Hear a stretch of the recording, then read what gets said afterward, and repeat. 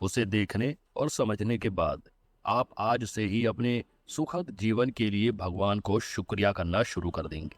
ऐसा इसलिए क्योंकि आज हम स्लेवरी पर बात करने वाले हैं। स्लेवरी यानी कि गुलामी। यदि इसे आसान शब्दों में समझाया जाए तो इसका अर्थ यह है कि किसी एक व्यक्ति का जीवन किसी दूसरे व्यक्ति के आदेशों पर ही निर्भर करता है। जो गुलाम है, यदि उसका मालिक उसे सूखी रोटी खाने को भी कहे तो भी उसे अपने मालिक की बात माननी पड़ती है और एक सूखी रोटी को ही स्वीकार करना पड़ता है, फिर चाहे उसके सामने दुनिया भर का स्वादिष्ट खाना ही क्यों ना रखा हो। क्योंकि गुलामी का सीधा अर्थ यही है कि अब आपका जीवन आपका नहीं रहा, आपके जीवन को किसी ने खरीद लिया है और अब वो जैसा चाहे वैसा व्यवहार आपके साथ कर सकता है। ऐसी कुछ कहानियां तो आपने जरूर सुनी होगी या फिर टीवी पर भी देखा होगा, जहां कुछ लोग आर्थिक स्थिति कमजोर होने के कारण अपना कर्ज नहीं चुका पाते और इसलिए उन्हें इस कर्जे के बदले अपना जीवन ही गुलामी में निकालना पड़ता है। फिर उनका मालिक चाहे उन्हें गालियां निकाले या फिर जानवरों की तरह ही व्यवहार क्यों ना करे, जो गुलाम बन जाते हैं फिर वह यह सब भी सहते रहते हैं। और ऐसी कहानियां देखकर या सुनकर आपको अच्छा भी नहीं लगता होगा कि इसमें तो कहीं पर भी मानवता नहीं है। आखिर यह कैसा न्याय है? लेकिन यहाँ पर हम आपको यह बताना चाहते हैं कि यह केवल कहानियां नहीं है, ऐसी घटनाएं सच में हुई हैं। यह हमें कहते हुए भी बुरा लग रहा है, पर इसमें भी कई गुना बुरी कहानियां सच्ची हैं। और जैसा कि आप जानते हैं, हमारा भारत देश भी एक समय पर अंग्रेजों का गुलाम ही था और किस प्रकार उन अंग्रेजों ने कठोरता के साथ भारतीयों पर व्यवहार किया था। लेकिन आपको चिंता करने की जरूरत नहीं है। आज के भारत में आप अपना जीवन स्वतंत्र होकर जी सकते हैं। आपको हर प्रकार की सुविधा भोगने का पूरा अधिकार है। आज के समय में न केवल भारत देश आजाद है, बल्कि जैसे जैसे साल बीतते जा रहे हैं वैसे वैसे हमारा देश तरक्की भी कर रहा है। पर क्या आप यह बात जानते हैं कि गुलामी अपने आप में ही इतिहास का एक बड़ा हिस्सा है? और यह भी एक कड़वा सच है कि न जाने कितने लोगों ने अपना जीवन किसी की गुलामी करने में ही निकाल दिया। ना उनका कोई अस्तित्व बचा, ना कोई स्वतंत्रता। पूरा जीवन बस बुरा व्यवहार झेलते रहे और उनमें इतनी शक्ति भी नहीं थी कि वे इसके खिलाफ लड़ सके। हालांकि बाद में जब लोगों को यह समझ आ गया कि गुलामी करना गलत है, तब इसके खिलाफ काफी आवाजें उठाई गई। लेकिन क्या आप यह जानते हैं कि गुलामी की शुरुआत कब, कैसे और कहां से हुई? आखिर शुरुआत में तो जब इंसान हंटर गैदरर्स की तरह अपना जीवन बिताते थे, तब तो गुलामी का कोई अस्तित्व ही नहीं था। सभी एक दूसरे का साथ निभाते थे, अपने प्राणों की रक्षा करते थे और एक साथ एक परिवार की तरह ही रहते थे। तो फिर आखिर ऐसा क्या हुआ कि जब मनुष्य का विकास होने लगा, जब मनुष्य एक सुरक्षित सुखदायक जीवन बिताने लगा, तब वे मानवता को ही भूल गया? इंसानों के अस्तित्व में आने की शुरुआत में तो सब एकजुट होकर रहते थे, कोई ऊंच नीच का भी नहीं सोचता था। सब एक दूसरे को एक जैसा ही समझते थे और इज्जत देते थे। फिर आखिर गुलामी की शुरुआत कब से हो गई? कब मनुष्य में ऊंच नीच जाति का भेदभाव आ गया? और न केवल भेदभाव, इस गुलामी ने तो यह तक साबित कर दिखाया है कि किस प्रकार मनुष्य यह भूल जाता है कि वह एक मनुष्य है, मानवता की सभी सीमाएं तोड़ देता है और दूसरे मनुष्य से ऐसा व्यवहार करता है जैसा जानवरों के साथ भी नहीं करना चाहिए। आज हम आपको गुलामी का यह इतिहास बताते हैं। इसे हम आपको 3 अलग अलग भागों में समझाएंगे। यह 3 भाग हैं: the ancient times, the middle age और मॉडर्न डे स्लेवरी। इससे आपको न केवल गुलामी के इतिहास के बारे में गहराई से पता चलेगा, बल्कि साथ ही साथ आप यह भी समझ पाएंगे कि किस प्रकार गुलामी की शुरुआत हुई, कब गुलामी में मानवता की सभी सीमाओं को तोड़ा गया और कैसे लोगों ने यह समझा कि गुलामी करना गलत है और इसके खिलाफ आवाज उठाना शुरू किया। इसलिए साथ साथ हम आपको यह भी बताते रहेंगे कि गुलामी के खिलाफ कौन से मूवमेंट्स निकाले गए और किस प्रकार गुलामी के खिलाफ लड़ाई लड़ी गई। तो चलिए शुरुआत करते हैं दी एंशिएंट टाइम से, यानी प्राचीन काल से। वैसे तो हमारे हिस्टोरियंस अब तक यह पता नहीं लगा पाए हैं कि आखिर गुलामी की शुरुआत असल में कहां से हुई थी, लेकिन इसके जो सबसे पुराने सबूत मिले हैं वे 11,000 साल पुराने हैं। और साथ ही इसका जो सबसे पुराना सबूत अब तक हमारे हिस्टोरियंस को मिला है वह है कोड ऑफ हम्मुराबी। यह दरअसल एक बड़े काले पत्थर का बना पिलर है, जहां पर पुराने समय में कुछ लॉज और पनिशमेंट कर्व किए गए थे। और इसकी मदद से हमारे हिस्टोरियंस यह समझ पाए कि उस समय भी गुलामी जैसी सजाएं दी जाती थी। हम्मुराबी दरअसल द बेबीलोनियन डायनेस्टी के छठे राजा का नाम था, जिन्होंने मेसोपोटामिया पर 1792 बीसी से लेकर 1750 बीसी तक राज किया था। और माना जाता है कि जैसे जैसे दुनिया और ज्यादा सिविलाइज्ड होती चली गई और उसमें तरक्की भी होने लगी, तब उसके साथ साथ गुलामी भी बढ़ने लगी। और ऐसा भी कहा जाता है कि गुलामी की शुरुआत सबसे पहले सुमेर या फिर सुमेरिया नाम के एक सिविलाइजेशन से हुई, जो कि मेसोपोटामिया का ही एक हिस्सा है। और बाद में गुलामी सुमेरिया से निकलकर ग्रीस और मेसोपोटामिया में भी फैल गई। ऐसा कहा जाता है कि प्राचीन चाइना और प्राचीन इंडिया में गुलामी काफी बाद में देखने को मिली, क्योंकि भारत के जितने भी संस्कृत में लिखे गए पुराने समय के स्क्रिप्चर हमारे पास मौजूद हैं, उनमें से अब तक कहीं पर भी गुलामी जैसा शब्द नहीं पाया गया है और ना ही इस विषय में कोई संकेत देखने को मिले हैं। प्राचीन समय में गुलामी किस प्रकार होती थी, जो उदाहरण हमने आपको पहले दिया था कि किस प्रकार आर्थिक स्थिति ठीक न होने के कारण एक व्यक्ति अपना कर्ज नहीं चुका पाता है और उसे गुलामी करनी पड़ती है, बस ऐसा ही कुछ पुराने समय में होता था। या फिर यदि किसी बच्चे का कोई परिवार नहीं होता था तो उस बच्चे का इस्तेमाल गुलामी कराने के लिए किया जाता था। या फिर यदि किसी ने कोई क्राइम कर दिया हो तो उसकी सजा के तौर पर भी उसे गुलामी करनी पड़ती थी। लेकिन आपको यह जानकर अच्छा लगेगा कि पुराने समय पर गुलामी करना इतना बुरा भी नहीं होता था, क्योंकि उस समय मालिक अपने गुलामों का खास ध्यान रखा करते थे।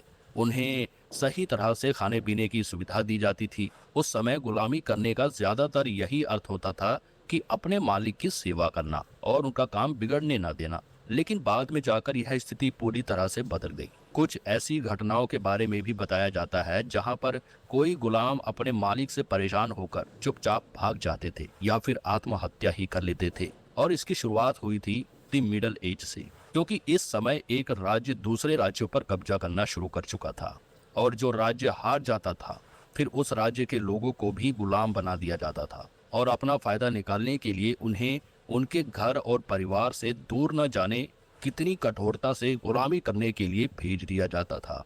और जो गुलामी करने के लिए नहीं मानते थे फिर उन्हें कोड़े से मारा जाता था और जबरदस्ती उनसे गुलामी करवाई जाती थी। और यदि कोई फिर भी गुलामी करने के लिए ना माने तो उनके पूरे परिवार को ही मारने की धमकी दे दी जाती थी और इसलिए उन्हें मजबूरी में गुलामी करनी ही पड़ती थी।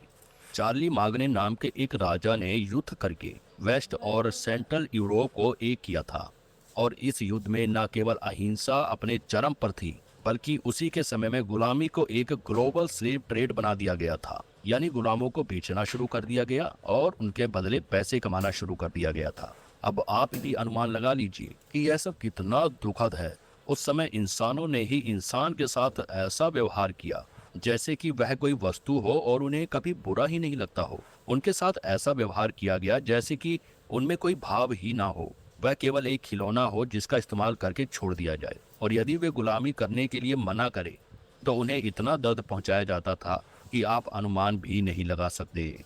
और क्या आप यह बात जानते हैं, इसी मिडल एज के दौरान हमारे भारत में भी गुलामी देखने को मिली, जब वर्ष 1001 में महमूद ऑफ गजना की सेना ने आकर पेशावर और वयहांद पर कब्जा कर लिया और लगभग 1 लाख लोगों को अपना गुलाम बना लिया। और आपको यह जानकर बहुत ही दुख होगा कि इनमें छोटे बच्चे भी शामिल थे। और क्या आप जानते हैं, यह दी मिडल एज ही था जब अमेरिका में भी गुलामों का व्यापार शुरू हुआ। साल 1619 में पहली बार अमेरिका में 20 गुलाम, जो कि असल में 20 लोग ही थे, खरीद के जेम्स टाउन में लाए गए। लेकिन हमारा यहाँ यह बताना जरूरी है कि यह अब पूरी तरह से साबित नहीं किया गया है कि क्या यह सच में गुलामों का व्यापार करने की शुरुआत थी या नहीं, क्योंकि कुछ लोगों का ऐसा मानना है कि इससे पहले से ही वहां पर गुलामी के सबूत देखने को मिले हैं। लेकिन क्या आप जानते हैं, इसी के लगभग 60 साल के बाद एक रॉयल अफ्रीकन स्लेव नाम की एक कंपनी जो स्थापित की गई थी, उसके रिकॉर्ड देखने पर यह पाया गया कि ब्रिटिश कॉलोनीज में काफी ज्यादा मात्रा में स्लेव ट्रेड किया जा रहा था। यानी ना जाने कितने लोगों को गुलाम बनाया गया और उन्हें बेचा गया होगा, उन्हें उनके परिवार से भी अलग कर दिया होगा और किस प्रकार उन्होंने अपना जीवन पूरी तरह से खराब होता हुआ देखा होगा। और ऐसा भी कहा जाता है कि अमेरिका में ज्यादातर अफ्रीकन स्लेव्स को ही बेचा जाता था और उनसे माली के काम करवाए जाते थे। ऐसा भी कहा जाता है कि कुछ अफ्रीकन स्लेव्स को ब्राजील और स्पेनिश अमेरिका में भी बेच दिया जाता था और वहां उसे घर बार के काम करवाए जाते थे। लेकिन क्या आप जानते हैं कि कुछ ऐसे भी लोग होते थे जो गुलामी करने से पहले ही अपने प्राण त्याग देते थे? इसलिए नहीं कि वे आत्महत्या कर लेते थे, बल्कि इसलिए क्योंकि जिन शिप्स पर उन्हें एक देश से दूसरे देश में भेजा जाता था उसमें भी उनका ध्यान अच्छे से नहीं रखा जाता था। यहाँ तक कि उन्हें ठीक से खाना भी खाने को नहीं मिलता था। और ऐसा भी कहा जाता है कि उनके लिए सैनिटेशन सिस्टम की भी कोई व्यवस्था नहीं की जाती थी। इसलिए कभी कभार उनमें काफी बीमारियां भी फैल जाती थी और कुछ बीमारियां ऐसी होती थी जो जानलेवा होती थी। लेकिन कठोरता यहाँ पर भी खत्म नहीं होती। जब इन लोगों की जहाजों पर ही मृत्यु हो जाती थी तब भी उनके मृत शरीर से काफी बुरा व्यवहार किया जाता था। उन्हें सीधा समुद्र में ही फेंक दिया जाता था, जैसे कि कोई इंसान का शरीर ना हो, कोई पुराना कपड़ा हो। जबकि यह तो आप सभी जानते हैं कि चाहे किसी ने अपने जीवन में कितना ही दुख क्यों न देखा हो, अंत में जब उसके मृत शरीर की बात आती है तब हर कोई उसे सम्मान पूर्वक विदा करना चाहता है। लेकिन उन्हें तो यह भी नसीब नहीं हुआ।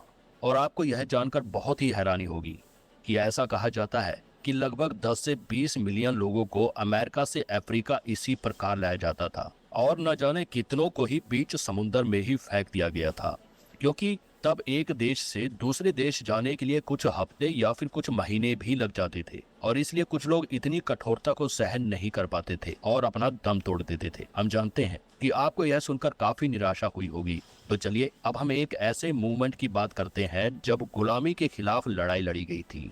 ऐसा माना जाता है कि लगभग वर्ष 1500 में पहली बार वेस्टर्न यूरोप की कुछ कंट्रीज में भी गुलामी के खिलाफ लड़ाई लड़ी गई और ऐसा करने के लिए दी एबोलिशनिस्ट मूवमेंट की शुरुआत हुई। यह मूवमेंट गुलामी को जड़ से खत्म कर देना चाहता था और साथ ही गुलामी पर किए जाने वाले व्यापार के भी यह खिलाफ था और इसलिए यह वर्ल्ड लेवल पर किए जाने वाले स्लैव ट्रेड को भी बंद करवा देना चाहता था। जो लोग गुलामी का व्यापार करते थे उन्हें पकड़ा जाता था और उन पर मुकदमा भी चलाया जाता था।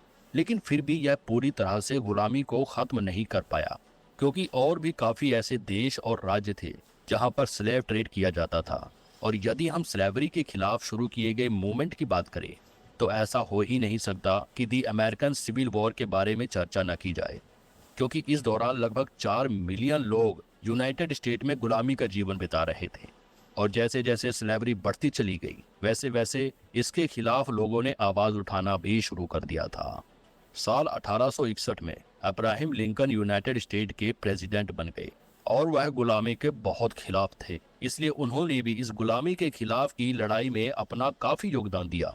लेकिन यह सब कोशिशें भी पूरी तरह से गुलामी को खत्म नहीं कर पाई और इसलिए मॉडर्न टाइम्स में भी गुलामी देखने को मिली। तो चलिए अब हम दी मॉडर्न डे स्लेवरी के बारे में भी जान लेते हैं। कहा जाता है कि आज के समय में भी कई लाखों लोग गुलामी का जीवन जी रहे हैं और उनमें बच्चों से लेकर बूढ़े लोग भी शामिल हैं। कहा जाता है कि लगभग हर एक देश में ही गुलामी अब भी देखने को मिलती है और आज के समय में यह गुलामी कुछ इस प्रकार है कि कर्जे की वजह से तो लोग अब भी परेशान हैं, लेकिन अब बच्चों के साथ साथ महिलाओं के आगे भी सभी सीमाएं तोड़ दी जाती हैं। इनके बारे में तो शायद हम आपको ठीक से बता भी ना पाए, क्योंकि उनके साथ जो होता है उसके बारे में तो कोई अनुमान ही नहीं लगा सकता, क्योंकि यह तो आप भी जानते ही होंगे कि कितनी कठोरता से छोटी बेटियों को राक्षसों के हवाले कर दिया जाता है और उनके बदले पैसे लिए जाते हैं और वह बेचारी बेटियों का जीवन उन पैसों की ही लालच में पूरा बर्बाद हो जाता है। और कितनी बार ऐसा भी हुआ होगा कि आपने किसी छोटे बच्चे को कहीं ऐसी जगह पर काम करते देखा होगा जहां पर उनके जीवन को खतरा हो सकता है, जैसे किसी केमिकल फैक्ट्रीज में कुछ ऐसे काम करना जहां पर उन्हें आग का इस्तेमाल करना पड़े या फिर काफी खतरनाक मशीन्स का इस्तेमाल करना पड़े। इससे उनका पूरा जीवन भी खराब हो जाता है और पूरे जीवन पर काफी बुरा असर भी पड़ता है। इसलिए यहाँ हम यह संदेश देना भी जरूरी समझते हैं कि हमें यह समझना चाहिए कि कितना कठिन होता होगा उन लोगों के लिए जिन्हें कभी किसी की गुलामी करनी पड़ी हो। इसलिए यदि कभी भी किसी की मदद कर सकते हो तो कभी पीछे मत हटिएगा, क्योंकि आपके पास तो एक सुखद जीवन जीने की पूरी स्वतंत्रता है। यदि आप अपनी स्वतंत्रता किसी ऐसे के साथ बांट सके जिसे इसकी जरूरत है तो न केवल आप उनका जीवन बचा सकते हैं, बल्कि साथ ही साथ आप आगे आने वाली पीढ़ी को भी यह संदेश दे पाएंगे कि गुलामी गलत है। इसलिए हमेशा मानवता का ही रास्ता अपनाना चाहिए। अब हम उम्मीद करते हैं कि आज की इस जानकारी से न केवल आपको गुलामी का इतिहास समझ में आया होगा, बल्कि अब आप अपने सुरक्षित और आरामदायक जीवन के लिए शुक्रगुजार जरूर रहेंगे। द साइकोलॉजी ऑफ मनी की 3 सबसे बड़ी सीख। नंबर 1,